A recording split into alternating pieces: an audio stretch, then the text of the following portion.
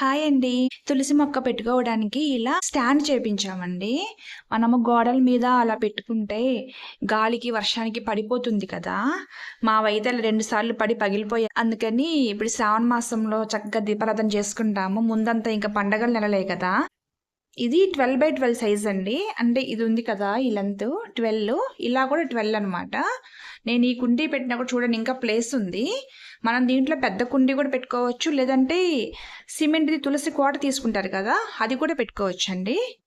ఇలా ఉంది కదా! బాక్స్ లాగా చక్కగా వచ్చేస్తుంది. 3 సైడ్స్ మొత్తం 9 పెట్టించారు. నాకు ఇవి ప్రమిదలు బాగా నచ్చాయి. మనం దీంట్లో ఇత్తడి గానీ, లేదంటే మట్టి ప్రమిదలు కూడా పెట్టుకోవచ్చు. ముఖ్యంగా కార్తీక మాసంలో ఎక్కువ దీపాలు పెట్టుకుంటాం కదండీ! అలాంటప్పుడు అలానే పౌర్ణమి రోజు రాత్రి చక్కగా దీపారాధన చేసుకోవచ్చండి. అలా కాకుండా మనం ఏదైనా అమ్మవారినైనా ఆరు బయట పెట్టుకొని పౌర్ణమి రోజు పూజించుకోవాలి, లలిత పారాయణ చేయాలనుకున్నప్పుడు కూడా ఈ స్టాండ్ యూస్ఫుల్గా ఉంటుంది. ఇది నేను మీకు మెజర్మెంట్ కూడా చూపిస్తానండి. ఎవరైనా చేపించుకోవాలి అనుకునే వాళ్ళకి యూస్ఫుల్గా ఉంటుంది.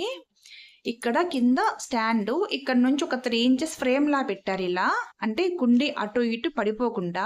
ఇది హైట్ 18 ఇంచెస్ ఉందండి. 18 ఇంచెస్ లో 4 ఇంచెస్ కిందకి మనం ఈ ఫ్రేమ్ పెట్టాం కాబట్టి 14 ఇంచెస్ పైన కుండీ ఉంది.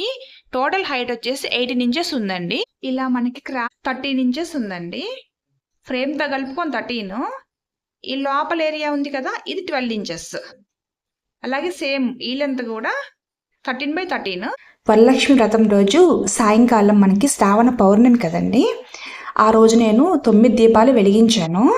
9 వెలిగిస్తే తులసి మొక్కకి వేడి తగులుతుందేమో అనుకున్నాను ఫస్ట్. కానీ ఎటువంటి ఇబ్బంది లేదండి. ఎందుకంటే మనకి దీపాలకి అలానే పైన మొక్కకి మధ్యలో 4 ఇంచెస్ హైట్ ఉంది కదా, ఆ గ్యాప్ కొంచెం దూరం ఉండేటప్పటికి మనకి ఎటువంటి ఇబ్బంది లేకుండా వేడి తగిలిద్దని ఇష్యూవే లేదండి. చాలా చక్కగా ఉంది. మనకి పౌర్ణమి తిథుల్లో అలానే కార్తీక మాసంలో బ్రహ్మముహూర్త కాలంలో చేసుకుంటాం కదా దీపారాధన, అలాంటప్పుడు చాలా యూస్ఫుల్గా ఉంటుంది. ఈ తులసి స్టాండ్ మీకు ఎలా అనిపించిందో కామెంట్లో చెప్పండి. అలానే నా వీడియో మీకు నచ్చితే లైక్ చేసి షేర్ చేయండి. అలానే సబ్స్క్రైబ్ కూడా చేసుకోండి. థ్యాంక్స్ అండి. Thank you so much.